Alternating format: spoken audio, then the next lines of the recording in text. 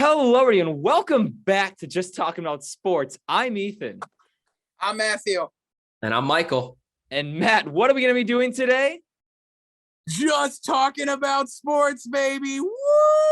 Holy moly, we've been gone for probably, if you minus our one video, for technically a year. And so we're back. Surprise! Woo! We're still alive. We promise. We didn't just kind of disappear off the face of the earth. Kind of just got busy with all our other excursions and whatnot, but it's great to be back. And you already know what time it is. It's college basketball time. We're almost at March Madness time. So it's time to dig into the conference championships.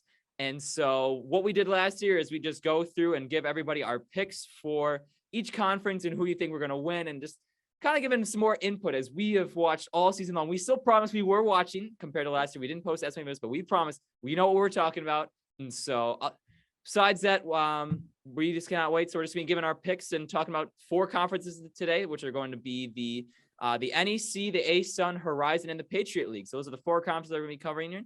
And we'll just jump right into it and start with the NEC. So this conference it's got a little bit more of a top-heavy conference. But Matt, I'll let you start off with this one. Who do you got in the Northeast Conference? All right, the Northeast Conference is kind of notorious for holding the 15, 16 seeds. They've never really had one team break out into a success story. And that's going to be the same case again this year. The team that makes it out of this conference is going to have to pull off a massive upset if they want to get anywhere. Now, I'm going back through this conference for last year, and I'm going to be blatantly honest with you, and I don't know which team won again last year. I don't remember. Who made March Madness from this conference? I think it was Mount St. Mary's. Yeah. Yeah, it was Mount St. Mary's. Well, this conference is so bad. They were first four last year, didn't even make it. So we go back, we go through this again. Mount St. Mary's, 4 seed. Important to note, Merrimack, they were number one. They won the conference last year, but remember, they no Division I eligibility just yet. So they finished fourth in the conference this year. Still no eligibility. So it's a 9-team tournament. Your top 2 seeds, the Bryant Bears finished 16-2 in their conference. Seahawks of Wagner finished 15-3, have lost 2 of their last 3 games.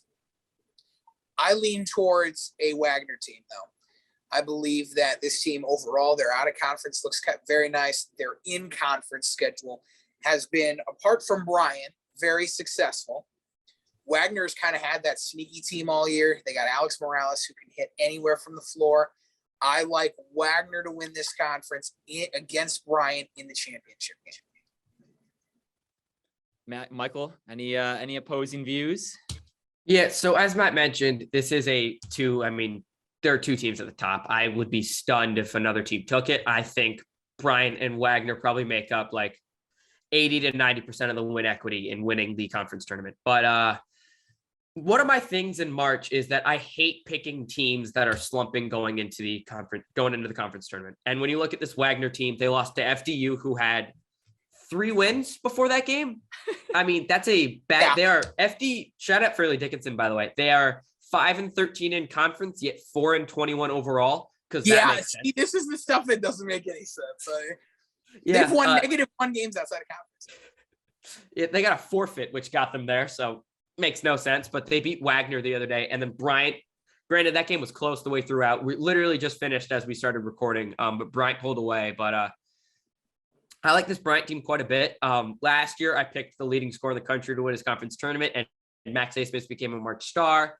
So I'm going to do the same with Peter Kiss. I really like this Bryant team. I picked him last year. Granted, I think I picked him last year because I saw a thing that I like the way Bill Raftery would have said Peter Kiss, and I liked the way that Jared Grasso offered like 200 players on the opening day of a recruiting cycle. But he's a good coach. Peter Kiss is a star.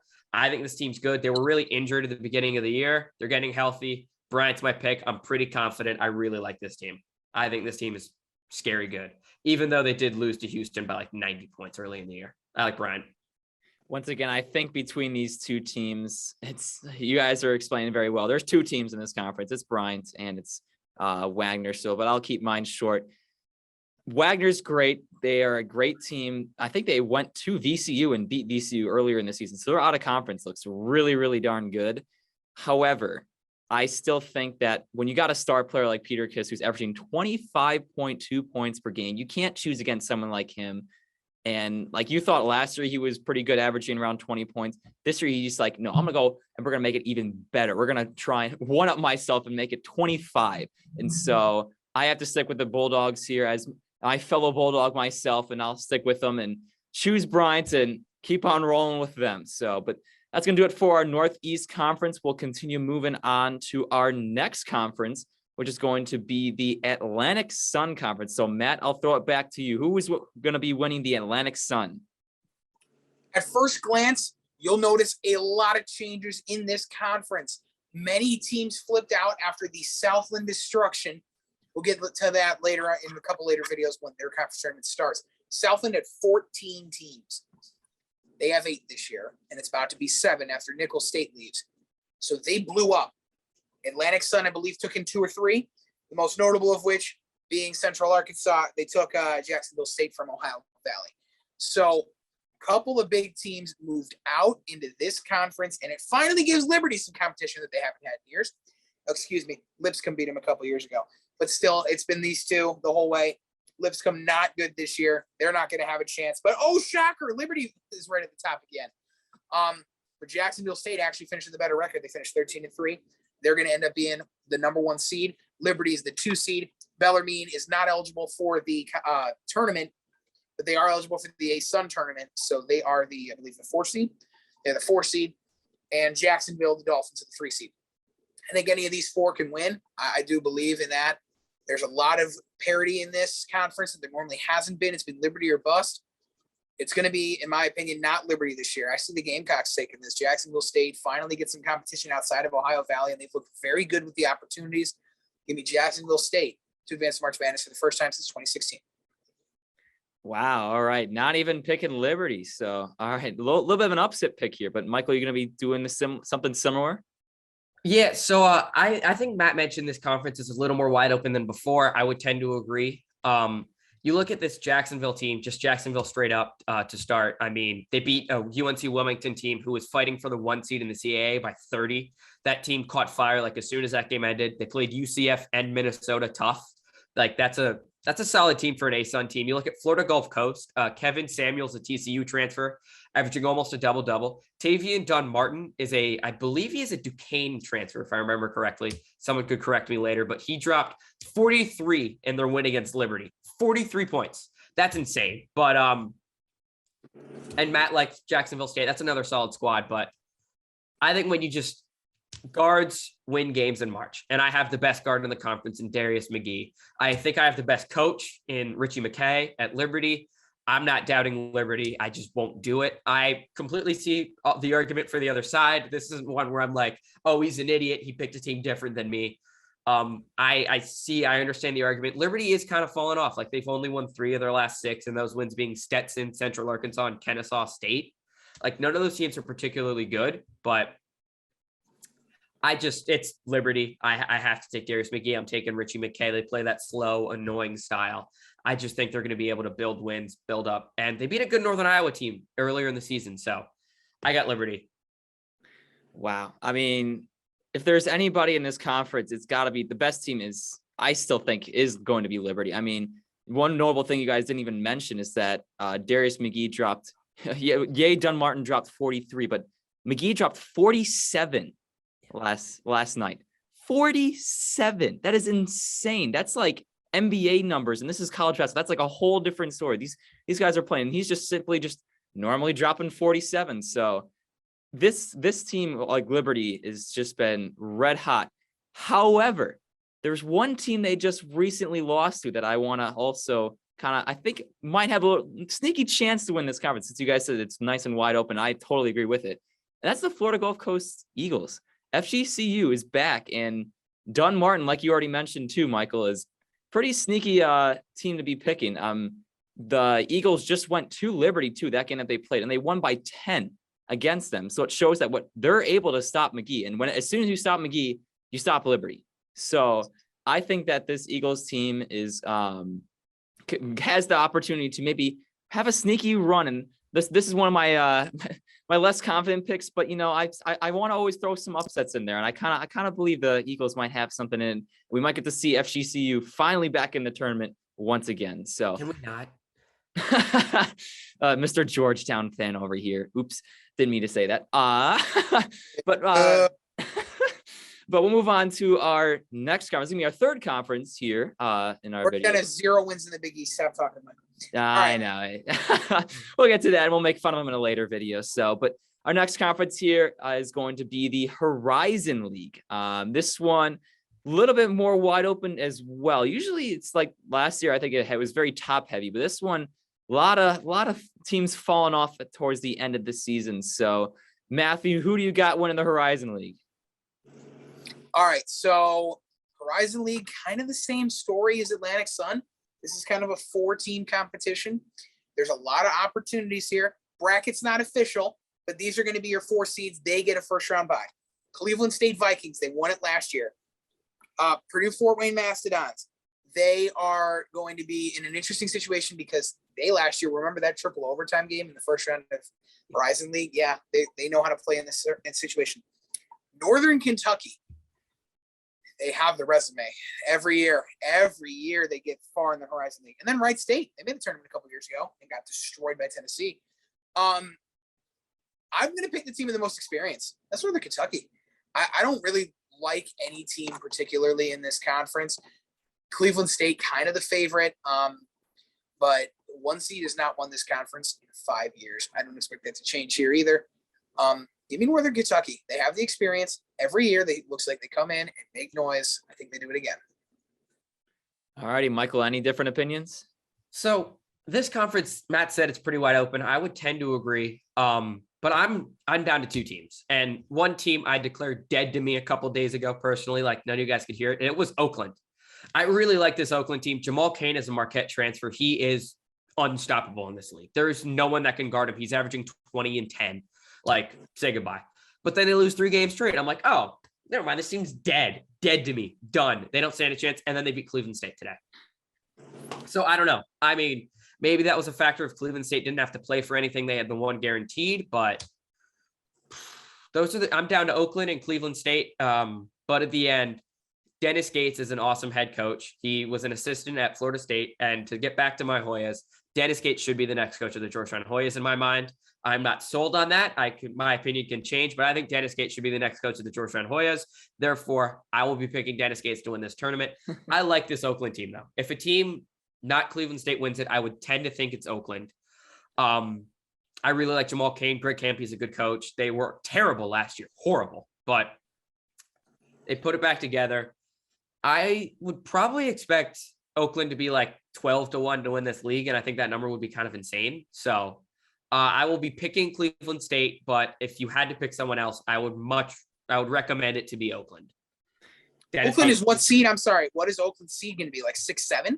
Something like that. Yeah. They were. How do you expect a team with a 6 or 7 seed, especially with 4 teams the first round bye? How do you expect them to make that run back? I'm not disrespecting that pick for Oakland. How do you expect them to win 4 straight games? Well, I can tell you one team that did that last year, and that would be your Georgetown University Hoyas. They did it last year. It happens. This is March. And crazy stuff happens in March, Matt. Yep. The crazy coach stuff that happens. made it happen has 0 wins this year, and you want him fired. All right, we'll leave this. Whoa, We'll leave this whoa, for. whoa, We'll leave whoa, this. Hey. We'll leave this for a later video. So let me get into I got my a star in Jamal my pick. Cain. I'm okay taking that, but Okay. So no Georgetown bias, obviously, in that pick before that. But so my pick for the Horizon League, there's one team at the top, and that's Cleveland State. The records kind of may seem a little bit all over the place. I mean, Purdue Fort Wayne, the fact that they've won 9 straight, including blowing out some of the other teams, kind of concerns me. And the one thing you want to be is red hot when March Madness comes rolling around, and they are absolutely red hot.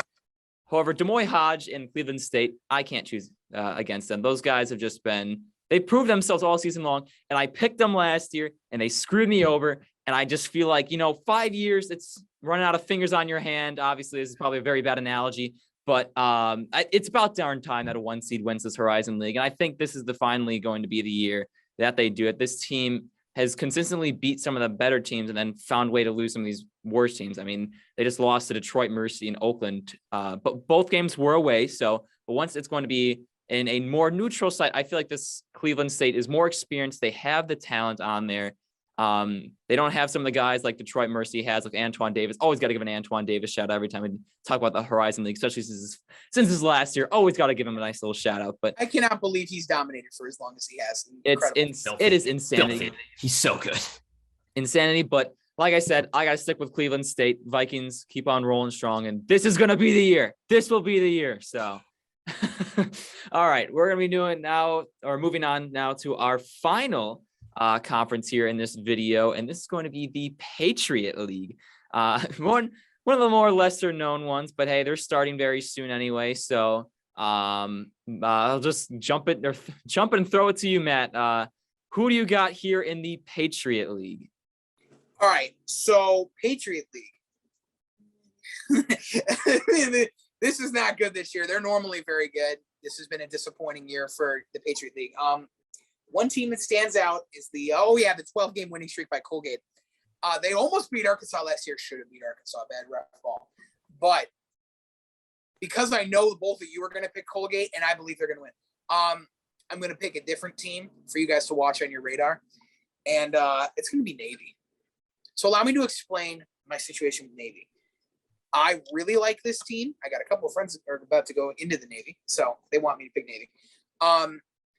I think Navy is one of those teams every year. They're right there, 1 seed, 2 seed, but have not been able to close the deal.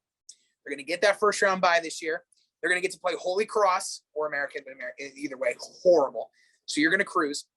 Their big challenge is Boston. I think they can beat Boston. And I would be stunned if Colgate doesn't make it there with them. So their bracket is finished. For those wondering, like, what are you talking about? Their bracket's finished. I think Navy wins this tournament. And the reason why I'm going to pick Navy, defense. Done. That's it. Michael, what you got? Yeah. I honestly think this is one of the easiest leagues to pick. I think we've mentioned for all the other leagues, pretty wide open, but you can see another team winning it. This is Colgate's league to lose. Colgate is just so good. They have one of the worst luck ratings in KenPom, and yet they've still gone on a 12-game winning streak. And not to mention they beat Syracuse. Any team that beats Syracuse is good on my watch. So shout out to you, Colgate. But they got incredibly unlucky early in the season. They were just losing games that they were very clearly the better team in. They've woken up now. Should they have beaten Arkansas last year? No. They were much less athletic, and they played a good team last year. That game, I remember I was watching it with a couple buddies of ours, Ethan, and one of them, he picked Colgate to win. He took a victory lap after before halftime, and then Arkansas goes on this 20-0 run, and he just leaves. So I don't understand why you pick the teams that upset team. We'll get into that tournament time. That's what we call teas in the business.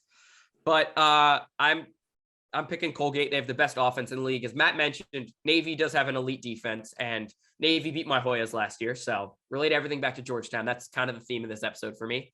But it hides the pain. It's okay. Colgate is 130th in KenPom. Navy is 174th. The next best team is 217th, and that's Boston. So I think we have there are tiers in this league. I think Colgate is a tier above. I think Colgate wins this league 7 out of 10 times, maybe even 8. I think Colgate just kind of walks through, gets to March, and gives a 2 or 3 seed a scare in the first round. I got Colgate very confidently here. My most confident pick of this session. Before Ethan goes real quick, I just want to mention Boston blew it. They were at the top of this conference for majority of the season and fell off at the end. So that's real quick. I mean, Boston's been in control. They would have been kind of like my sleeper team in March Madness until the last 3 weeks happened. Ethan, go ahead. All right. I feel like this kind of these picks that we have right now kind of remind me of last year. I'm pretty sure, Matt, you did take Navy last year, and we both took Colgate, and obviously we all know who survived that one. But, I think history is going to repeat itself here, and I got to stick with Colgate. I mean, I've seen this team last year. They've proved themselves. I think Navy does give them a scare towards the end. And I think these two teams are going to find themselves in the conference championships. I really don't see any one of these other teams kind of making a sneaky run. I feel like it's just going to be a repeat of Colgate and Navy. But I feel like offensively, Colgate, if they get going, that is their strong suit. If they get going, there's no stopping this team. And I feel like there's no other team in this conference really has a specialty like that. And I feel like just Colgate can be able to overpower them.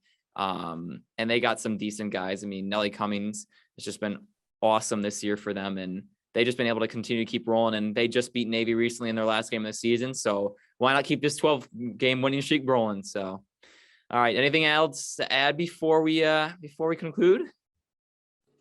I'm going to go real quick and add something because there's one team I just came up on that is a couple tournaments back that I want to talk about. Real fast, Atlantic Sun. I didn't mention this team. I want to give credit to Kennesaw State. They have been absolute bottom of the barrel for years. They have been the laughing stock of the Atlantic Sun. They had a good year. They almost beat Liberty today in overtime. Well, yesterday? It was yesterday or today. In overtime. They just lost, scored 93. Kennesaw State could be a sleeper team. I think there's a lot of, it's the David versus Goliath. If they don't, they're going to win their first game against Eastern Kentucky. My question there, can they make a run? That to me is the real question. I think they could be a very sleeper team. The surprise, wow, they made it to the conference championship. Watch for them. Listen back to this. That's my take. Michael, go ahead. Yeah, I got one thing. I'm sorry, I went a little chalky. I won't go super chalky in the other videos. I won't pick the one seed every time. But as of right now, the Syracuse Orange are losing by 28 points. I just wanted to shout that out. We don't need to mention to who, because the team they're playing also complete frauds. But Syracuse is down 28. That's awesome. America needs it. That's all I got. Thank you, Michael. Thank you, Matt. Dude, they're playing Duke. Quiet. I'm gonna let's nobody needs to talk about that. All right, Mr. Kennesaw State and Syracuse. We're not even supposed to be talking about them since it is long gone. I'll try and corral this wonderful video since it's great to be back, and we cannot wait to keep posting more videos in the next coming up days. So be on the lookout for that because we cannot wait to just talk college basketball. We've been waiting to do this since last year, and so now that's come rolling around. We can't help but hold our excitements in and be able to just throw it as much as we can in our videos. So once again, be on the lookout for all these videos coming out as more conference championships are right around the corner, and we'll be trying to cover every single one of them, giving our picks. So, all right, that's going to do it here. Thank you, Matt and Michael, for joining me. And until next time, we'll be here just talking about sports. Thank you and see ya.